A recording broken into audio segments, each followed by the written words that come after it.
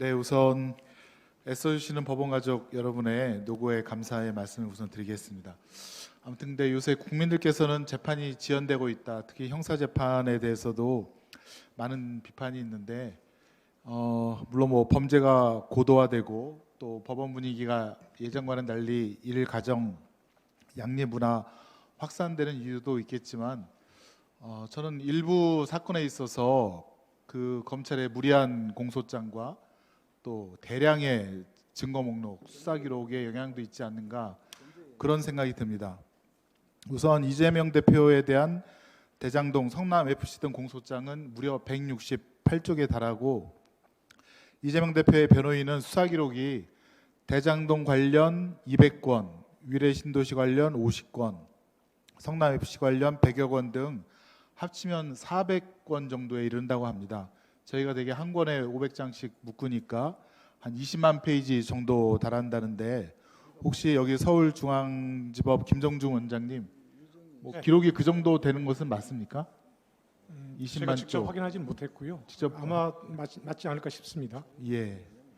뭐 변호사가 복사하면서 아마 카운트를 했으니까 맞을 거는 같습니다. 한편 이제 울산 함영 사건 수사라고 해서 검찰에서도 굉장히 그 집중적으로 수사한 사건인데 공소장이 71쪽, 그다음에 처음에 기소했을 때 피고인이 13명인데 검찰이 제출한 증거 기록 역시 10만 쪽이 넘는 것 같습니다.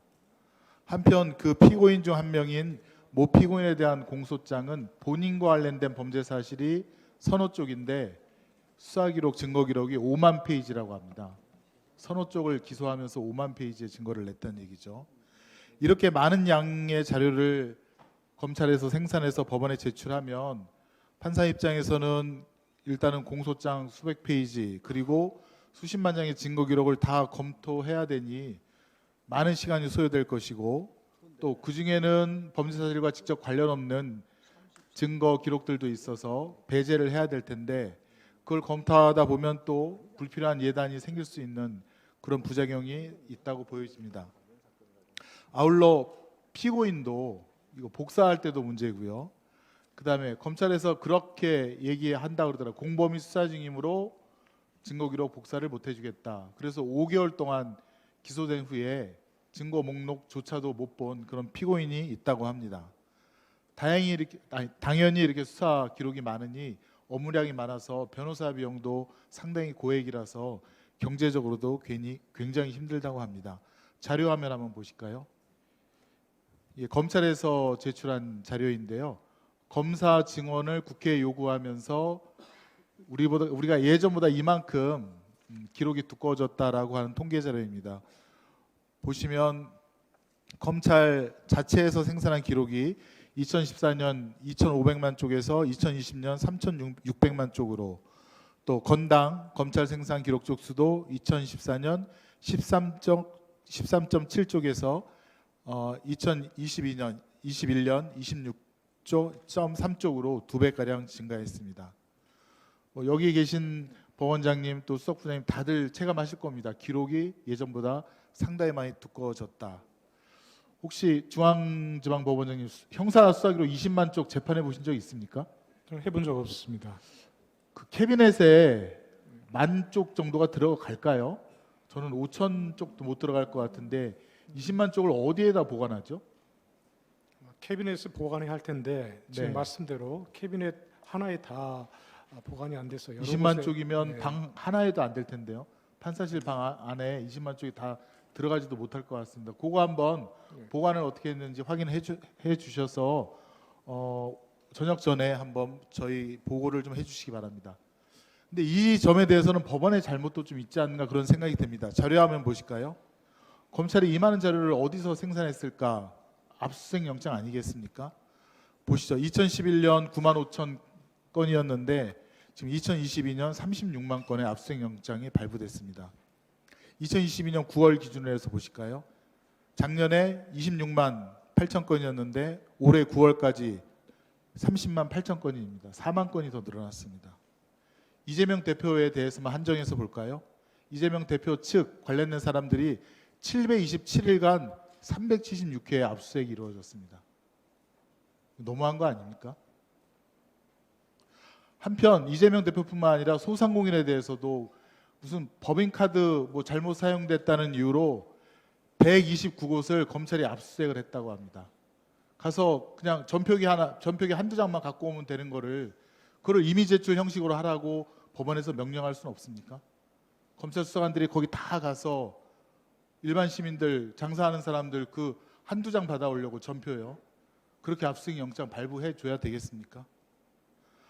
다음으로 압수수색 영장의 포괄성에 대해서도 말씀드리겠습니다. 자료화면 보시죠. A 압수수색 영장과 B 압수수색 영장이 하도 극명하게 비교가 돼서 자료화면으로 만들어 보았습니다. A는 너무나도 포괄적이고 B는 그나마 구체적으로 된 것입니다. A 영장에는 장소와 물건이 포괄적으로 규정되어 있습니다. 수색 장소는 명칭 불문하고 A를 보조하는 사람 또는 사람이 사용하는 사무실, 그다음에 본건 범죄 사실과 관련되어 있는 물건, 본건 범죄 사실과 관련되어 있는 물건, 그걸 누가 판단하죠? 그다음에 물건의 소지자나 기한의 제한도 없습니다. 만약에 A가 대표자라면 그 건물 전체와 관련된 사람들 다 압수수색 대상이 될 수 있습니다. B 영장 보실까요? 사무실 번호가 몇 호라고 특정되어 있습니다. 문서 기한도 언제부터 언제까지라고 기한이 설정되어 있습니다. 사건 발생지에 근무하지 않았던 근무자의 사적 물건은 수색하지 않도록 되어 있습니다. 그래서 압수수색 영장을 보면 영장을 발부한 판사의 수정 문구와 도장이 빼곡하게 기재되어 있습니다. 이 차이가 어디서 나는지 한번 좀 생각해 주시기 바랍니다. 대책에 대해서 한번 같이 고민해 봤으면 좋겠습니다. 우선 공소장 일본주의, 지나치게 긴 공소장에 대해서는 법원에서 좀 형사소송 원칙에 따라서 그 관리 감독을 좀 철저하게 해주십시오. 그다음에 검사가 증거를 제출할 때 범죄 사실과 필요 없는 것들은 과감하게 증거 불채택을 해주십시오. 무리한 과다한 수사 기록을 내지 못하게 말입니다. 그다음에 공범이 수사받고 있다는 이유로 5개월 동안 열람 복사조차 증거 목록조차 못 보는 것에 대해서도 그런 것에 제동을 걸어주십시오. 페널티를 주십시오.